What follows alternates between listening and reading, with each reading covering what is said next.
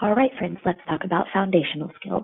I know in third, fourth, and fifth grade, if you have been in Plano for a few years, you have taught any sort of phonics and spelling skills purely in small group differentiated instruction. We are not doing that anymore. There's a couple of reasons for that. Our kids need to get exposure to the grade level standards, whether they are able to master those or not, or they need intervention or extension.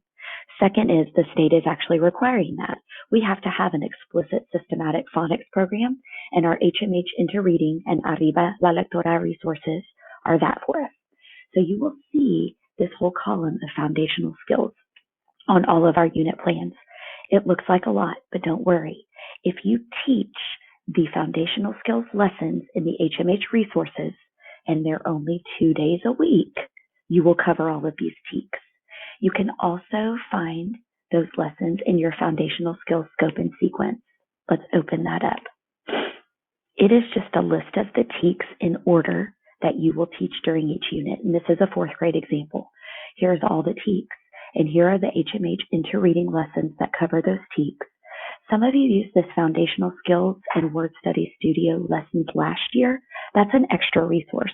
So if you have kids that still need support after having this explicit whole class instruction, that's another resource you can use to provide intervention. This is really important. Unit 1 will follow the HMH Interreading Arriba foundational skills lessons on the purple pages for modules 1 and 2. That note's there to help you remember. So let's go find those in our HMH virtual teacher's guide. So I go to my HMH, click on module 1, and I open up that teacher's guide. This is when searching by contents is really going to help, so you don't have to flip those pages. When you click on the contents section, remember the actual weeks of learning are down at the bottom. Best place to see what foundational skills you're teaching each week, look at the week at a glance. It pulls up a 5-day schedule, and you'll see and you'll notice that your foundational skills always happen on the first day of the week, so a Monday, and the third day of a week, a Wednesday. The purple pages, see, it all connects and it's all organized. So every first and third day of your week is when you'll have foundational skills lessons. Notice that they're not on any of the other days. So if you need to adjust the duration, so how long those lessons are or when they happen, you are welcome to do that. So I'm just going to turn the pages and I'm going to find that foundational skills lesson for us. Awesome thing is, it is marked by purple pages. Decoding, that looks like a foundational skills lesson, so here it is. Short and long A sounds. Remember, this is a fourth grade example and it connects to the fourth grade standards. So here is the lesson, exactly what you say and do, to teach decoding and to teach spelling with short and long A sounds.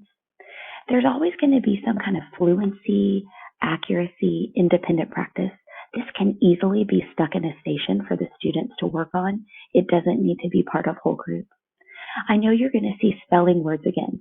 This is not just your typical, let's learn a spelling list this week, Friday we'll have a test. Remember, we don't do that anymore. This gives you examples of words that you can use to formatively assess your students on the spelling patterns that they're practicing. Yes, we have had Words Their Way as a resource for a lot of years, and it is a differentiated resource for spelling instruction.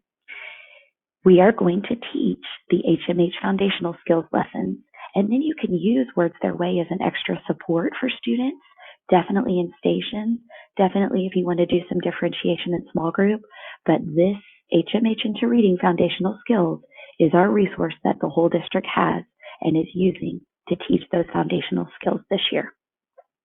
So third, fourth, and fifth grade, you don't have it every day. You can break it up as needed. And remember, if you practice this short and long A sounds and you've got 90% of your kids doing it, you don't have to do it every day. You can move it into a differentiated instruction, but you do need to make sure that all kids are getting exposure to the on grade level standards.